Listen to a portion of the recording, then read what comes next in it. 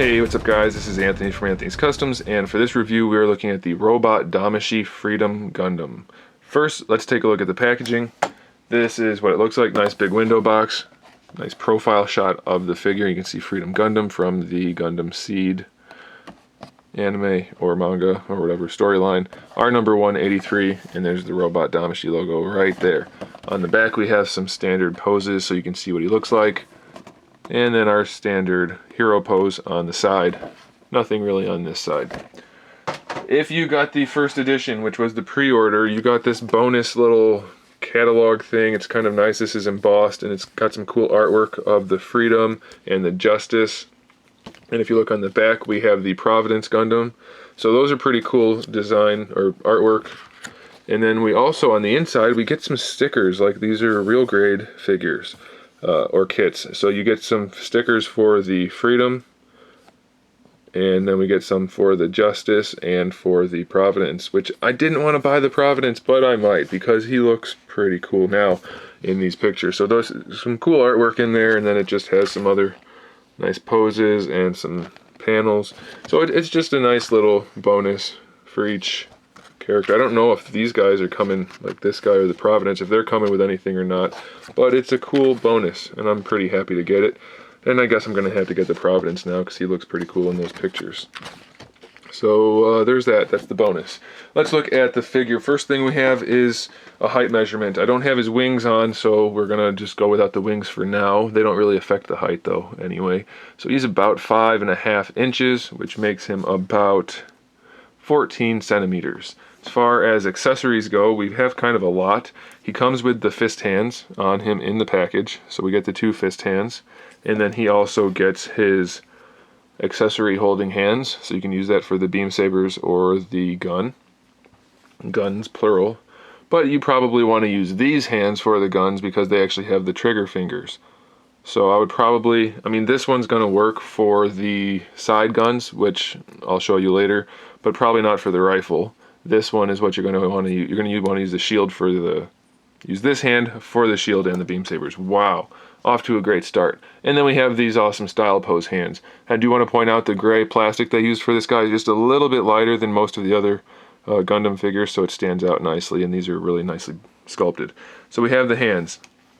Now, of course, we do have the wings, which I will show you specifically once we get to that segment, but we have a nice set of wings for this guy.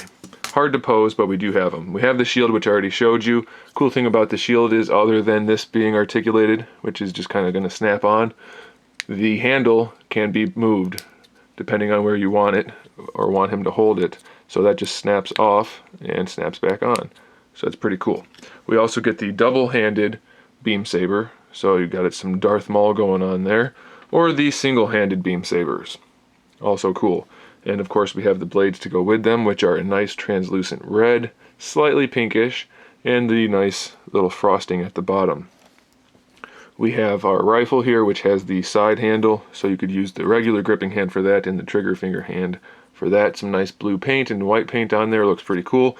And lastly, we have our little display stage holder, which, if you want to use this, you have to unsnap this piece right here, and this will snap in place.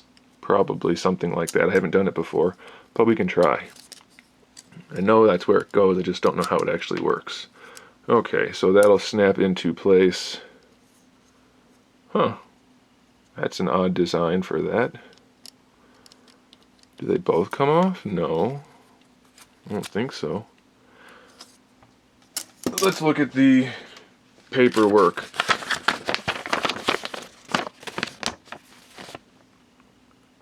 Oh, I see. So you're not using this for this. You're using this for his crotch, and this is just to use without the crotch piece.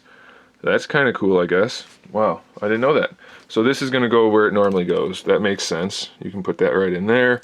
Or if you want to use the wing one, I guess you can just unsnap that and use that. All right, now we've learned something. That's good. Let's put that back on there. And we can show you that these, the beam saber handles, snap onto the tops right here. You can see a little tab in there, and you can see the little tab hole right there. So you want to snap those in carefully because these are small, just like that. They look pretty nice. So you can pose him with his hand on that or without it, and it looks pretty good. Okay, let's look at the wings. So the wings snap into his back just like this. That's where it's going to go, right on his back right there. And then we have this rotation, this swivel right here, a hinge that snaps, or it has kind of like notches all the way around to 90 degrees in either direction. And then we have a pivot at the top here, which lets the whole assembly move. And then we can separate these guys because there's another pivot right here. So the front one can move down, and each one of these is individually pivoted. And then the back ones can move down, because these, like I said, all move on their own. And the top one can move around, but it is limited to a degree because it's connected to everything else. We do get the big blasters at the top, which can move all the way around, which I'll show you this at the end once I pose the figure and do some shots of him. And they're just kind of bulky. The wings are so big and clunky. So those can go all the way up, and then you fold them down and bring them around like that in order for them to be in the right position. Now I don't remember if that's how they actually maneuvered in the show, but that's the only way to do it on the figure. And then you'll have this snapped on like this.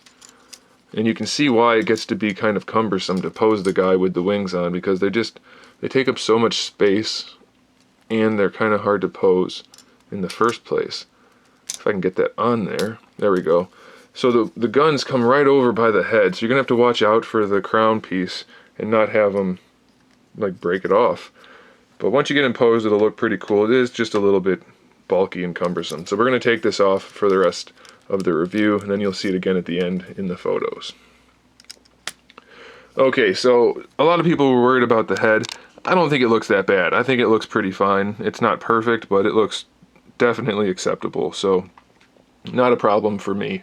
All the paintwork on it and molded plastic looks pretty good, so I'm okay with it. Articulation wise, it seems to be just the standard ball peg in the neck, but it moves enough. You should be able to get him posed the way you want to.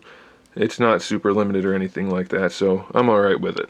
For the shoulders, we have this nice butterfly joint that comes all the way forward, and then of course we can rotate the arm around on that ball peg, and it does give it a little extra play too.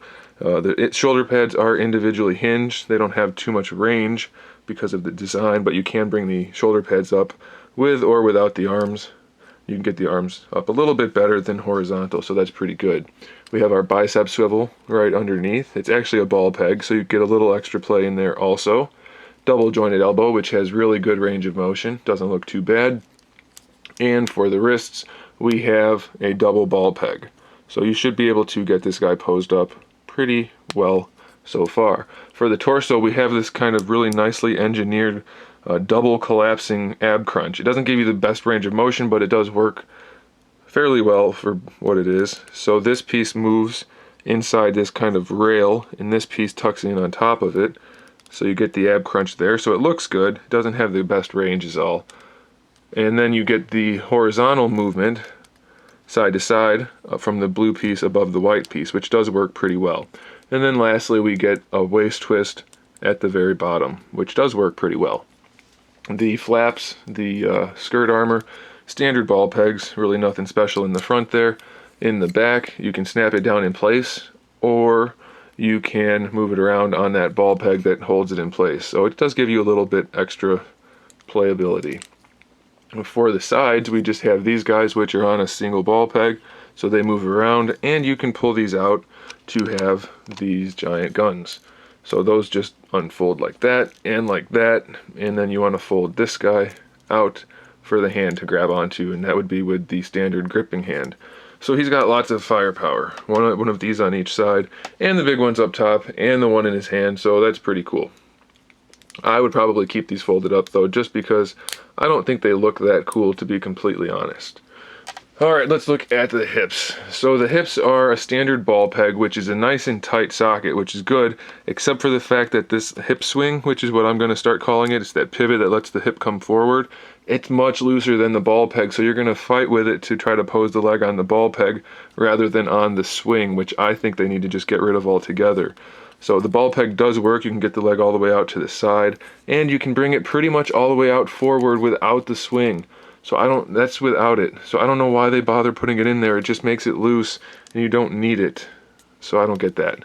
But you should be able to pose it anyway. We have a full thigh swivel in there, no problem at all. Double jointed knee, it does get a little boxy in here, but they tend to do that, so I'm alright with it. It's definitely better than having that knee swivel, so I'm alright with that. And then lastly, our ankles, forward and backward just fine. We can actually bring the foot fairly far forward, so that's good. Unfortunately, the toe joint still doesn't go forward, it only goes down. I don't get that. It is on a ball peg though, so you can rotate it around and move it a little bit, so uneven surfaces shouldn't be an issue. You can use that for your ankle rocker because the ankle rocker is pretty limited. That's about as much play as you're gonna get. That's not so great. This is a loose piece also. It's connected with a ball peg in the back, and then while we're back here I can show you this piece pulls out to look pretty cool. So is it the best figure ever in the Gundam or Robot Damashii Gundam line? Probably not, but it's definitely not the worst, and it's definitely good enough, so I'm pretty happy with it, especially once I put those stickers on there. I think it's going to look pretty good. So stick around here for some photos at the end, guys. I do recommend the figure, and I recommend that you subscribe to the channel so you can see my upcoming figure reviews, custom figures, and other good stuff. And in the meantime, keep collecting.